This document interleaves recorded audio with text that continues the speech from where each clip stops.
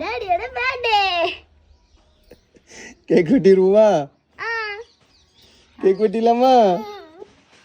கேக்கோட மெழுகுவர்த்தி தான் பெருசா இருக்கு. கேக் இதுக்கோண்டு இருக்கு, மெழுகுவர்த்தி இதுக்கோண்டு இருக்குது. அதான்டா டாடி பர்த்டேக்கு பெரிய gift. டாடி ஹைட்டா இருக்காங்கல்ல அதான். அதனால ஹாப்பி பர்த்டே பாடுவீங்களா? நான் தான் ஊதணும். Happy birthday to you.